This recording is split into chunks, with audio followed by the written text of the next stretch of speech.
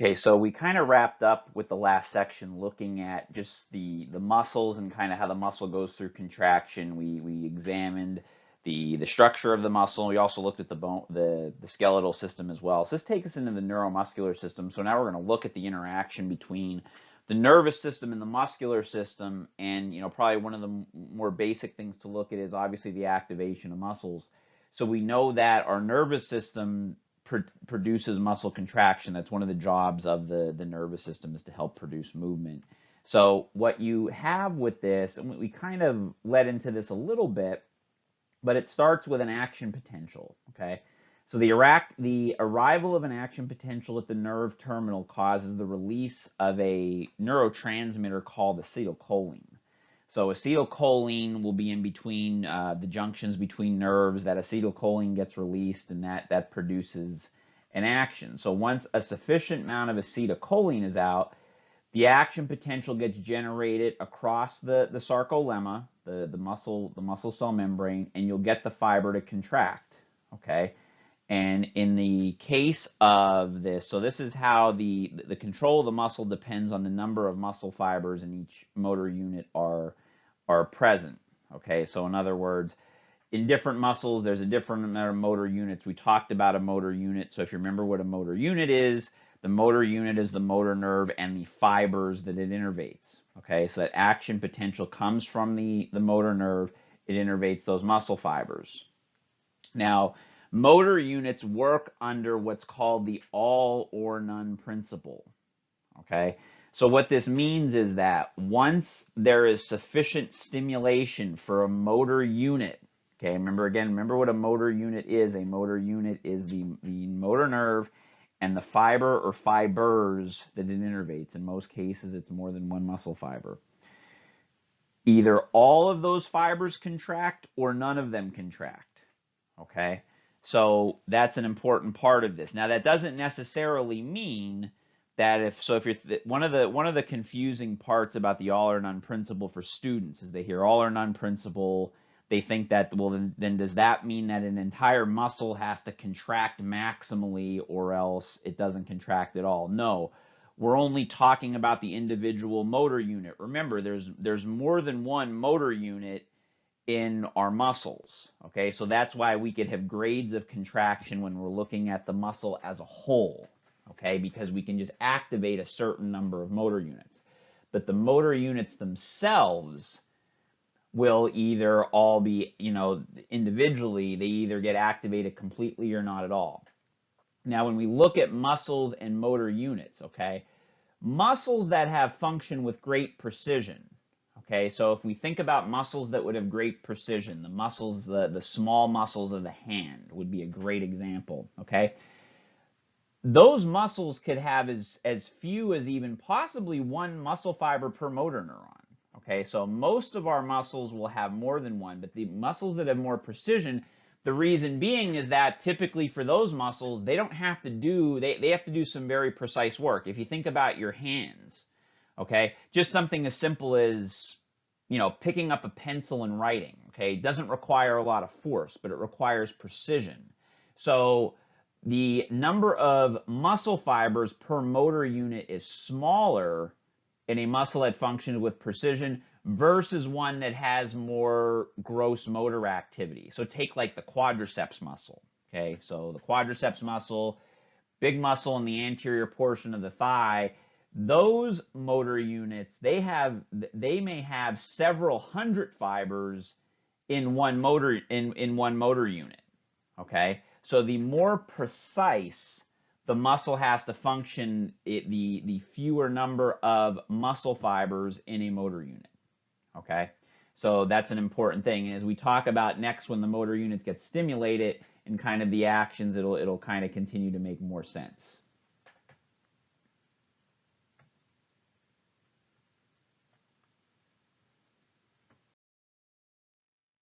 So here we're looking at what happens when a motor unit is stimulated. So I'm going to describe what's on the slide in general, and then we'll kind of break down what we're examining here. So okay, so this little hill here represents a twitch contraction. B represents what we call a summation or a twitch summation. C is unfused tetanus. D is a fused tetanus. Okay, and when we're looking at this graph, we're looking at force versus frequency. So how much force and versus the frequency of stimulation as it occurs. So what we notice with this is, so what this is representing are different kind of phases or different ways that the motor unit could kind of respond based upon how much input is coming in and the frequency at which it's being applied. So every time you have an action potential coming through a motor neuron, it's going to result in a short activation of the muscle fibers, okay? A brief contraction is referred to as a twitch, okay?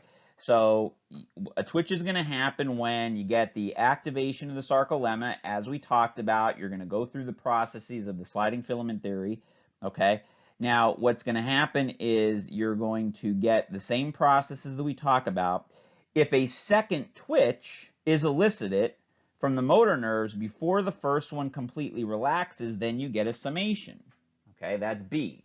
So when we were looking at B, we said that's when we get summation of 2 twitches, and the resulting force is greater than that produced by a single twitch.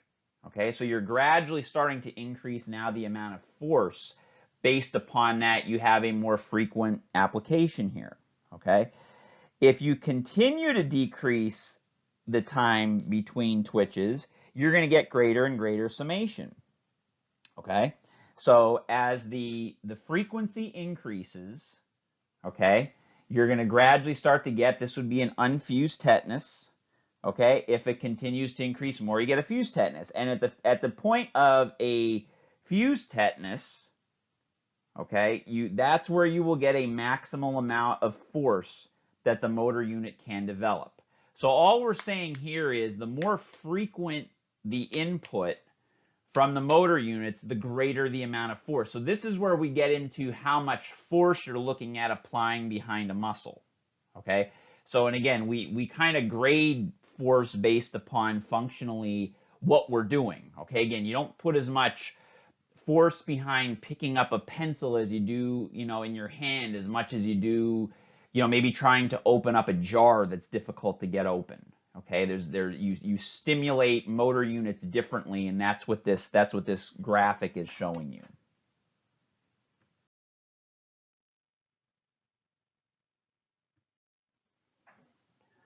Okay, also looking at aspects of the nervous system with their interaction with the muscles are your muscle fiber types. So motor units are composed of muscle fibers that have specific characteristics that determines what they're more suited for. For instance, we have muscle fibers that are more suited for things like force production, speed production, power production. We have muscle fibers that are more efficient when it comes to, say, endurance activities. Okay, so, and that determines more than when you're just looking outside of like sports and exercise. Okay, so even just looking at like how muscles function in our body, we have, for instance, muscles that are more active with our normal posture, which would have a certain amount or have certain muscle fiber typing regardless what we did, versus muscles that are just typically more responsible for just, again, more powerful movements. And by that, I don't necessarily mean like what happens in sports. I mean just day-to-day life. We have muscle fibers that, say you have someone who's relatively sedentary and they just have to pick up a box that's heavy for them. Well, they have muscle fibers that are more inclined to do that and be more involved with that than just, say, sitting with their shoulders held in a good position for posture. 2 different things. So we have 3 types that we're going to kind of look at. We have type 1, which is slow twitch, type 2A, which is fast twitch as well, and we have type 2X, which is also fast twitch. You will sometimes hear them called type 2B. As I'm looking at this right now, this is a typo. This should be type 2B, just like this is type 2X. They call them now type 2X. I don't know why that change happened. They used to be called type 2B. But each one of these muscle fibers have different physiological and morphological characteristics that make them distinct in what they do. Now, what I'm going to tell you is, for the purposes of this discussion, I'm not going to go through each individual characteristics. there's a table in your textbook, page 10, table 1-1. I want you to look at that and see what are the characteristics of the fiber, and look at what that would, think about what that would mean as far as what their functional capacity would be. Okay? So make sure you review that. If you're just, you're kind of just taking notes for right now, take a note to go back and look at that, or pause this and go and take a look at that and see if, you could kind of understand the different levels of each.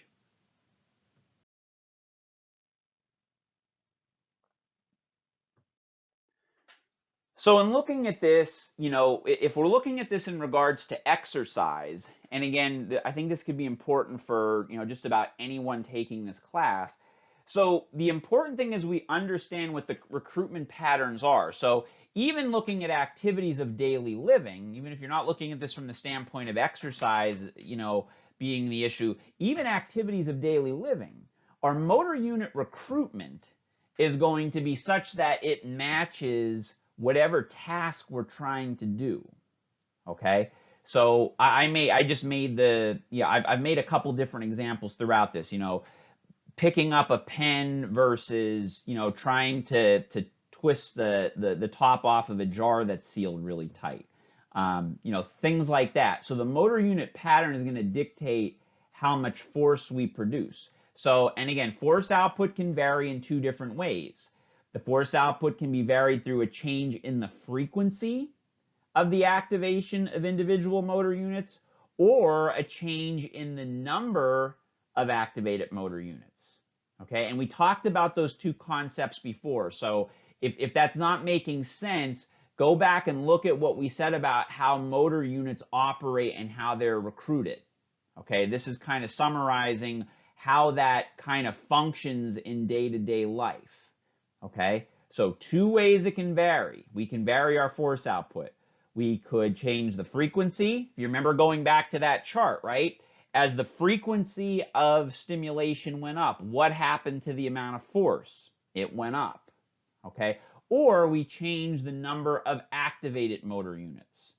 So say, again, going back to the two examples, say, in a certain muscle in your hand, you activate 3 motor units to pick up a pencil, and whereas you'll activate 20 motor units trying to open up a tightly sealed jar. Okay, those are completely arbitrary numbers. It's just to show a point as to how you do this. Okay, so very important. So this is the application of all that information we talked about regarding it.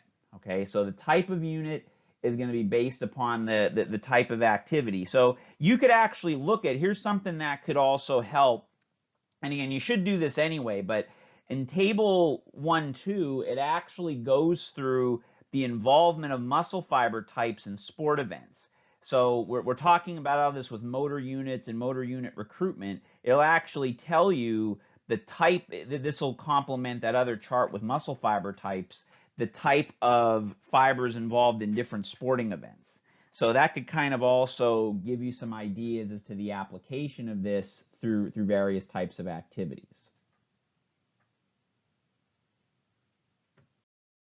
Okay, so now we're going to look at some specialized receptors. Proprioceptors are specialized sensory receptors that give information to the nervous system.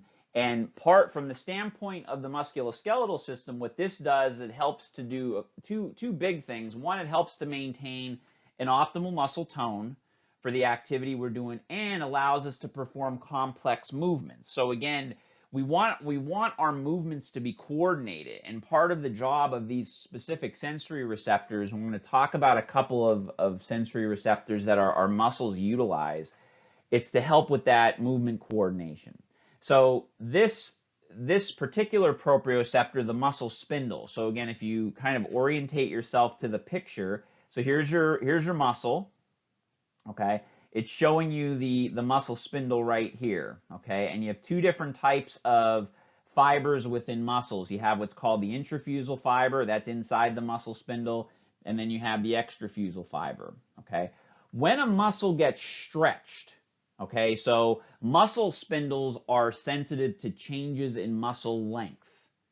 Okay, that's an important point with muscle spindles. They're responsible for changes in muscle length. When a muscle gets stretched, that muscle spindle deforms. It causes activation of the sensory nerve. So if you're following the picture, you see the sensory nerve. Okay, this up here is representative of the spinal cord. Okay, this is what we call the dorsal horn of the spinal cord. This is what we call the ventral horn. This is in the back. This is in the front. Okay, so when this muscle is stretched, so we take this muscle and lengthen it, the intrafusal fiber sends information via a sensory nerve to the dorsal horn in the spinal cord. The information then gets sent out via the ventral horn through what's called through a motor neuron. Okay, so sensory nerve senses things, a motor nerve produces movement. This causes a muscle to contract. Okay, so if you had to sum up a muscle spindle and what it does, the simplest way is a muscle spindle is responsible for sensing muscle length. It responds by contracting. Okay, so if you get a quick stretch of the muscle, what the muscle is going to do is contract. Okay, a good way of kind of showing at least one of the applications to this, there's actually two good ones I think that people will appreciate, depending upon what your interests are.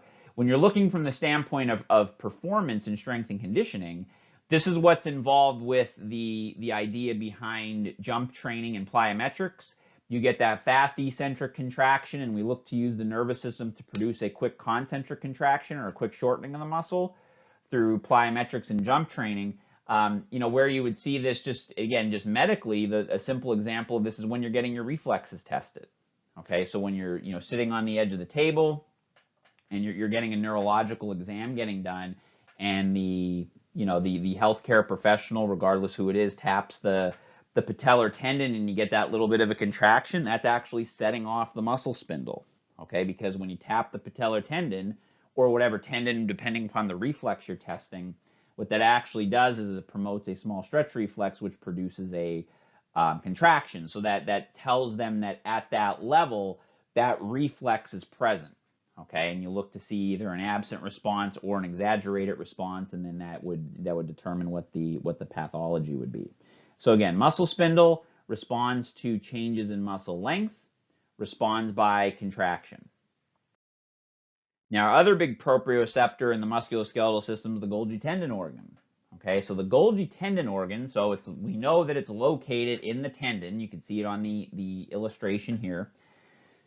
So there are proprioceptors located in tendons near the myotendinous junction. Okay, again, it's a sensory. The sensory neuron is going to activate it.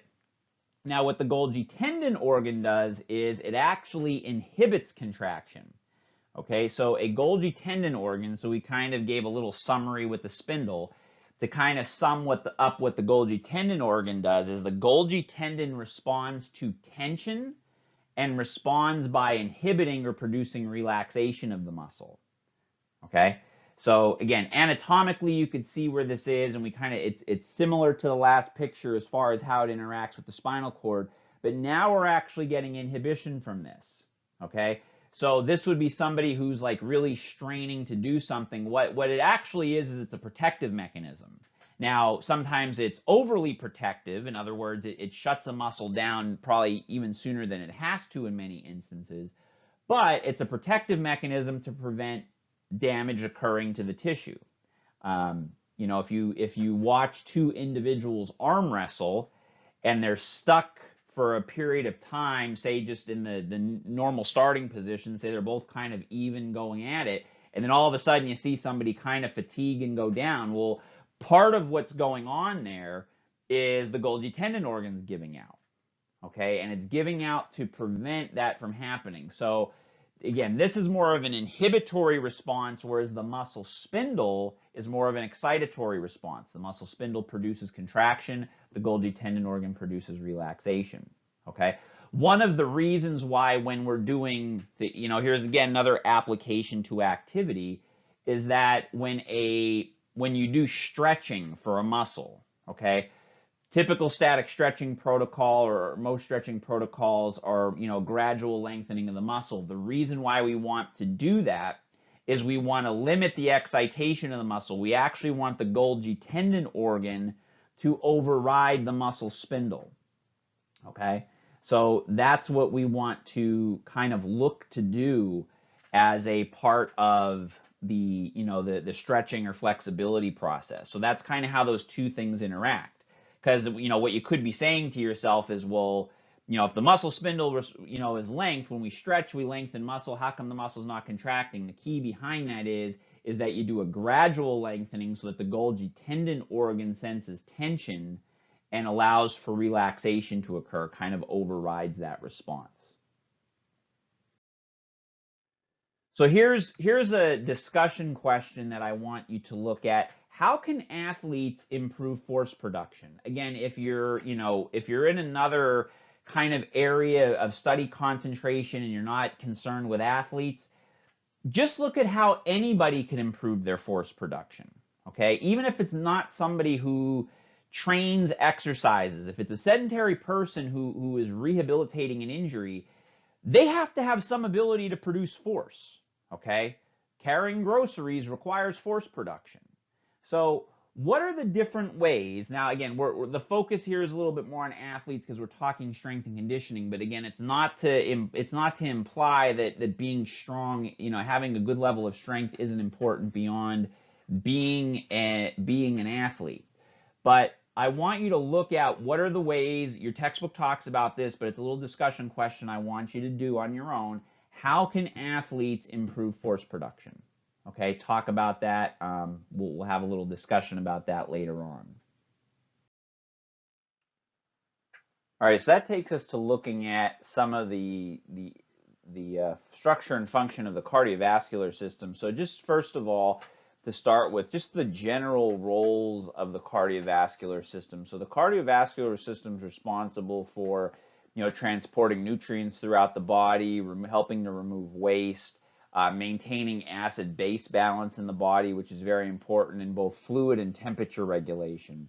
So here we have a picture kind of showing you, so you know the cardiovascular system starts at the heart, and it's a muscular organ, contains a specialized muscle called cardiac muscle, and it's made of two interconnected but separate pumps. So we're going to be going through here is the kind of the way blood flows through the heart and through the body, and kind of the actual track that it takes. So that's one of the things you're going to have to be able to do, is know how kind of blood flows through the heart. Now, it's important that you kind of understand the order and why it does it, because I'm going to explain it one way here, but it doesn't matter where your starting point is. You should be able to go from any point and be able to describe how we go. Now, we are going to describe it starting at the right atrium. So in the heart, you have the right atrium, right ventricle, left atrium, left ventricle. So here's the way blood will kind of travel through the heart, starting at the right atrium. So blood starts in the right atrium, gets pumped into the right ventricle. From the right ventricle, it's going to go to the pulmonary artery. Now here's an interesting point. So with the cardiovascular system, when we look at the circulation in the body, so this is just an aside, we talk about arteries and veins. Okay, so in general in the body, arteries carry oxygen-rich blood, veins carry deoxygenated blood. There's one exception to that rule. This is really important.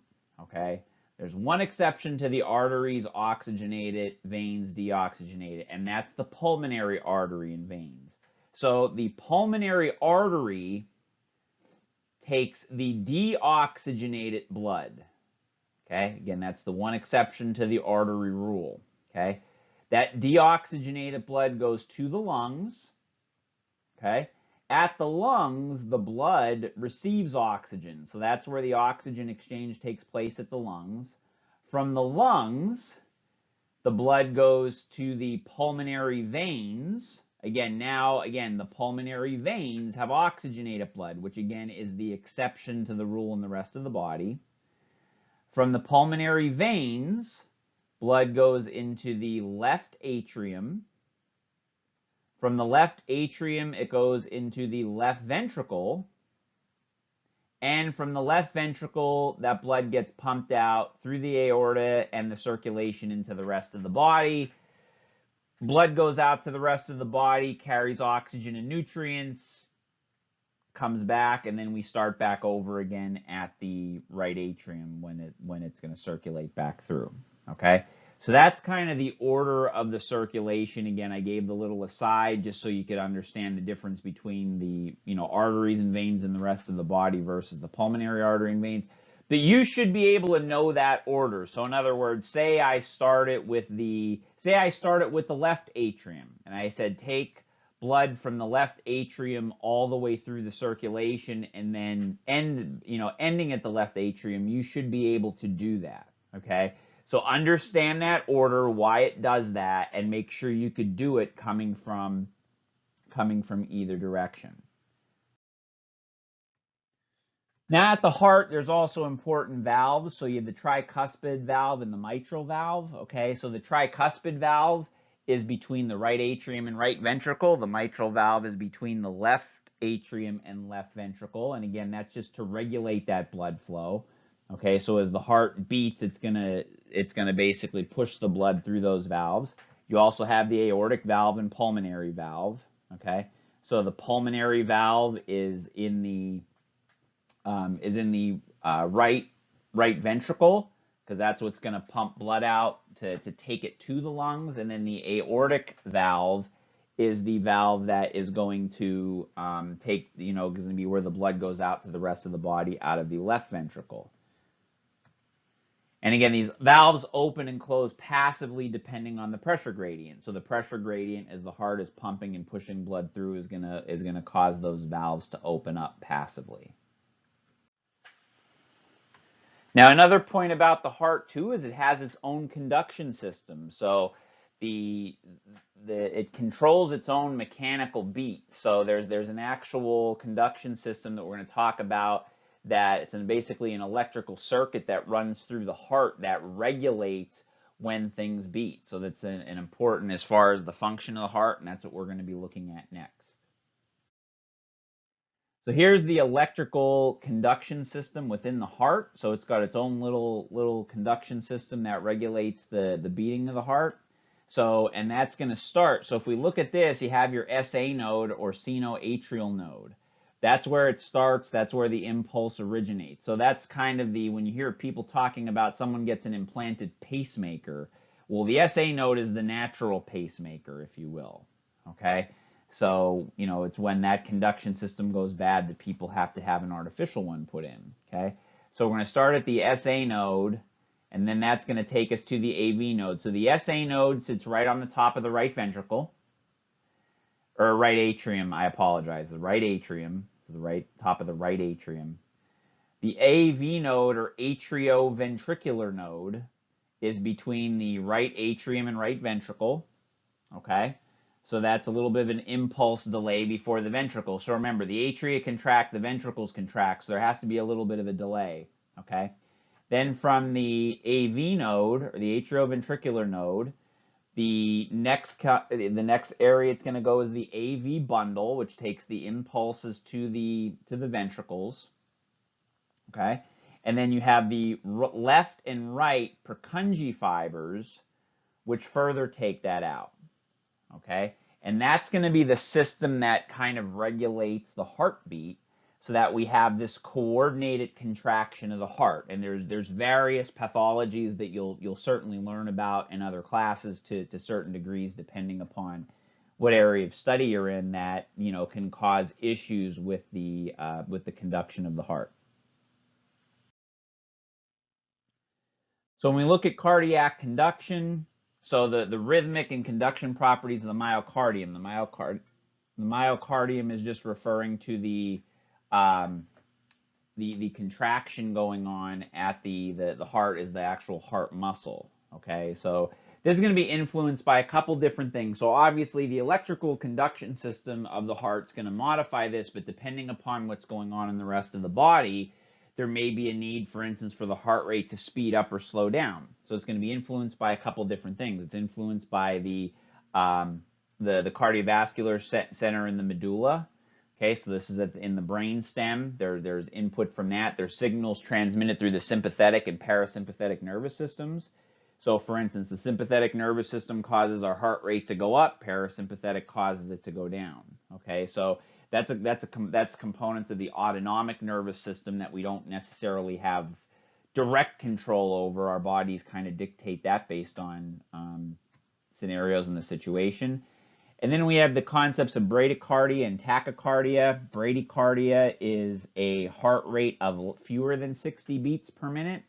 Tachycardia is a heart rate of greater than 100. Okay, so a low and high, if you will, resting heart rate. Okay, now there are times, obviously, in each situation where, obviously, yes, when someone goes out and runs, they're going to become tachycardic. Their heart rate's going to go over 100. The reason for that is the heart's got to get blood out to the working muscles because the oxygen demand has decreased. Obviously, then when the person comes back down to rest, and depending upon the condition they're in, they will kind of have their heart rate lower based upon then becoming more parasympathetic and having to get back into a resting state. Still looking at the heart, we're going to look at what an electrocardiogram. So electrocardiograms are recorded at the surface of the body. Many of you have probably seen or heard of this. It's basically where they put the electrodes on someone's chest, and what they're looking to basically do is get a graphic representation of that electrical activity at the heart, that electrical conduction system as it's set up in the heart. It just kind of looks at that to see what is going on if by chance they are concerned about some sort of pathology related to the heart. So here is an electrocardiogram, and you are going to have to know the different parts of this. So when in looking at this, you see you have what's called the P wave, you have the QRS complex, and you have the T wave. Okay, so these are representative of different parts of what's going on through the electrical conduction system in the heart. So when we look at these parts, the P wave, right here, the P wave is going to be depolarization of the atria and atrial contraction. Okay, so depolarization is when you get the actual activity occurring. So the resting charge related to the conduction goes from negative to positive, and that actually creates the contraction. So the P wave is depolarization of the atria causing atrial contraction. The QRS complex is going to be ventricular depolarization, and they say within that, okay, is repolarization of the atria. So while the ventricles are depolarizing during the QRS complex, the atria are repolarizing or going back to that resting negative charge. Okay, then you have your T wave, which represents ventricular repolarization. Okay, so just to go over that again, the P wave is atrial depolarization, atrial contraction. QRS complex is ventricular depolarization with atrial repolarization kind of hidden within it. And then the T wave is ventricular repolarization. Now, that's kind of the basics for now, what I'm looking for you to know with this. Again, there's actual other things that people look at beyond just those things. So people actually, if someone's having cardiac issues, they'll look at intervals between the waves, things like that. They'll look at the shape of the waves, when they're looking at various types of pathologies related to the cardiovascular system. Okay, we kind of talked about the blood vessels already a little bit. Blood vessels operate in a closed circuit system. So again, it all kind of flows back through itself. The arteries carry blood away from the heart. Venous returns blood to the heart. Another thing about the arteries is the arteries have a much stronger muscular wall than the veins do. So the veins kind of work a little more passively whereas the arteries have a much stronger muscular layer to help to kind of more actively pump blood throughout the body, whereas the veins typically require muscle contraction to kind of passively return blood. And again, as I talked about before, yes, typically arteries carry oxygen-rich blood, veins carry deoxygenated blood. The exception to that rule is the pulmonary arteries and veins, okay? And if you say, well, why are the pulmonary arteries, why do we still call them pulmonary arteries if they carry deoxygenated blood? Think of what we're saying here. Look at these definitions of what an artery and what a vein is. So as it's defined here, we're not defining an artery as carrying oxygen-rich blood. We're saying it carries blood away from the heart. So, yeah, we think of the heart pumping blood, through the arteries to the rest of the body. But if you think about it, the pulmonary artery is still pumping blood away from the heart, but it's pumping deoxygenated blood away. So that's kind of where, again, definitions could be a little kind of funny in how we define things, or maybe how we classically define things, but that kind of gives you some insight as to why the pulmonary arteries and veins are named the way they are, even though their responsibilities are slightly different than kind of what we think about coming from the rest of the body.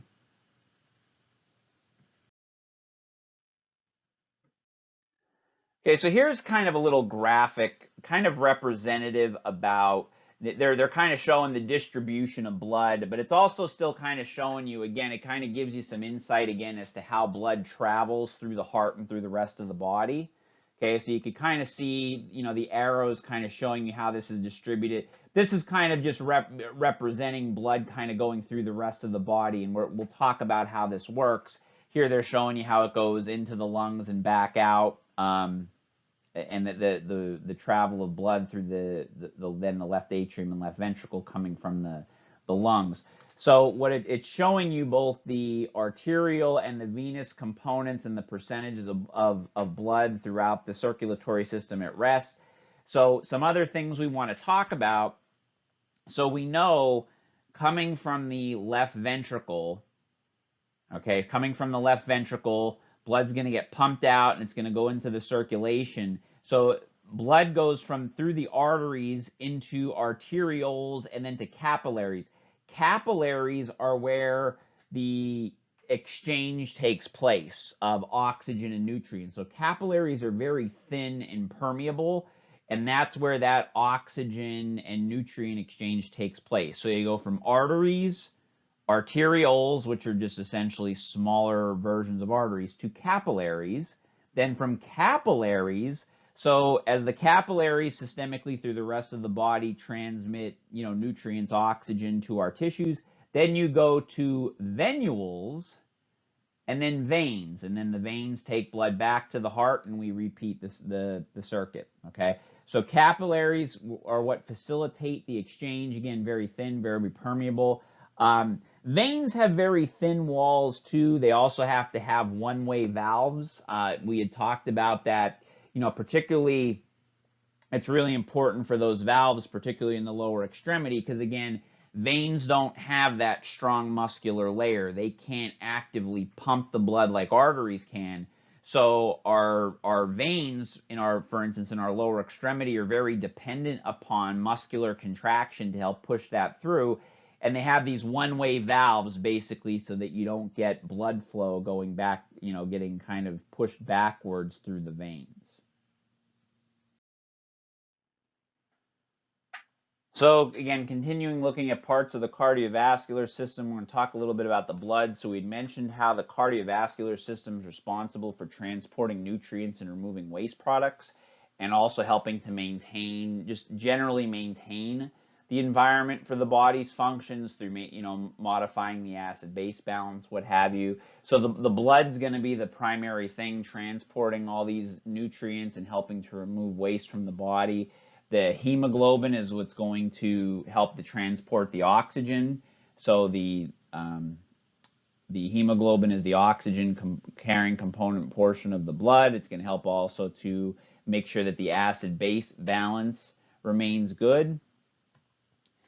And you're also going to have your red blood cells are also going to help to facilitate carbon dioxide removal. So the blood transports oxygen from the lungs to the tissues for use in cellular metabolism, and it also helps to transport carbon dioxide from the tissues to the lungs where it's then removed from the body. So that's really the two primary functions of blood when we look at it as far as like what blood does as it's kind of circulating throughout the body.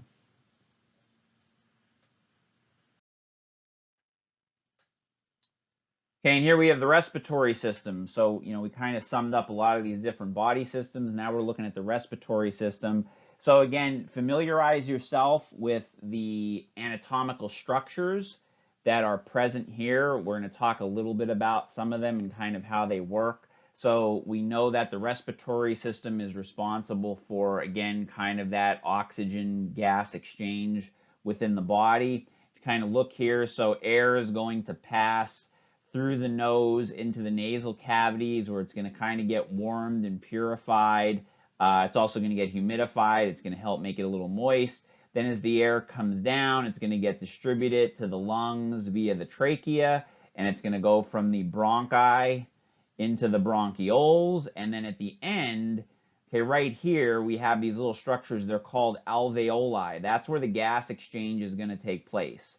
So essentially, again, air comes into the upper respiratory area where it's going to get warm, purified, and humidified, taken down the trachea to the bronchi. Okay, so you see here your left main bronchus and your right main bronchus. And then it's going to get taken into the bronchioles. And then at the end, these little alveoli that you see, that's where your gas exchange is going to take place. That's where the carbon dioxide. So as that deoxygenated blood is coming back via the right side of the heart, that blood is getting taken to the lungs, and then at the lungs, that's where that gas exchange then is going to take place. The blood's going to get oxygen from the lungs. Then from the lungs, it's going to go back to the left atrium in the heart, to the left ventricle, and then get distributed throughout the body. So the exchange of respiratory gases is really what we're looking at. So this is the primary function of the respiratory system, is just that basic exchange between oxygen and carbon dioxide. So again, our cells in our body look to function aerobically because that's going to be what allows them to sustain their ongoing function. So the exchange of air, so there's obviously things involved in the actual air. So the amount of air and movement of air and expired gases are controlled by that recoil and expansion of the lungs. So we know that as we breathe in and breathe out, okay, our chest moves, and that's because the lungs are going to move. And ideally, what we're looking to do with that is create a change in pressures. Okay, so in order for air exchange to take place, there's got to be a exchange of pressures that goes on, and there's various pressures involved with the lungs that allow this to happen. So there's two primary pressures we're going to look at as it relates to the function of the lungs. The one is what's called pleural pressure. Now, pleural pressure is the pressure in the narrow space between the lung pleura, which is basically the lung tissue, and the chest wall pleura. So the lung pleura is the lining, the tissue lining on the outside of the lung, and then you have the chest wall pleura. And what that pressure does is it's a negative pressure. That's actually what keeps our lungs expanded up against our chest wall. Okay? So pleural pressure remains negative. That's what kind of keeps our lungs kind of expanded, if you will. When someone suffers a pneumothorax or a collapsed lung, okay, so what we hear someone, oh, they collapsed their lung. The medical term for that's a pneumothorax. What happens with that is that negative pressure becomes positive, and that's what creates the collapsing of the lung. So the pleural pressure is negative. That's what keeps the lung pleura up against the chest wall. And then you have the alveolar pressure, which is the pressure that you have at the alveoli. And again, this is what kind of helps to cause the inflow of air during inspiration. So in other words, in order to breathe in during inspiration, the pressure in the alveoli has to fall slightly below atmospheric pressure, okay? So that's what's going to cause the air to flow in, and what's going to help with that is obviously the expansion of the chest wall. Then during expiration, the alveolar pressure has to rise above the atmospheric pressure, and then that's what creates the recoil, okay? Also, what assists with this is the probably the primary muscle related to the process of respiration is the diaphragm. So the diaphragm sits at the base of the lungs, and that's what's also going to control that expansion and contraction. Along with there's other muscles and receptors that do that as well, but the diaphragm is the primary muscle responsible for that.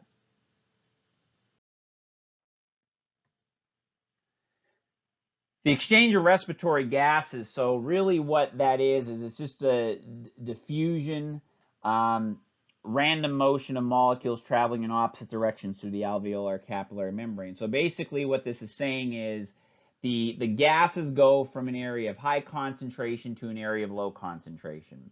So when the deoxygenated blood is coming back into the lungs, you get that exchange of gases at the alveoli because of a diffusion process. So what's happening? So the concentration of carbon dioxide at the deoxygenated blood is high.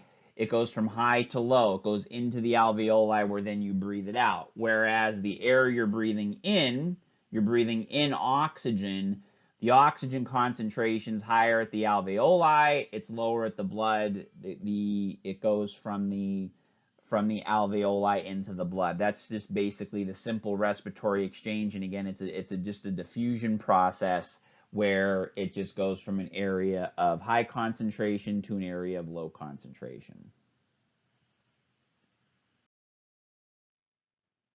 So that kind of wraps up. So what we did in this lesson was basically look at the basic, kind of a real basic anatomy and physiology. Certainly there's more you could go into with a lot of these things, particularly the cardiovascular and respiratory system. We stayed pretty basic, but it still gives you a good idea of some of the functions. So these are the learning outcomes.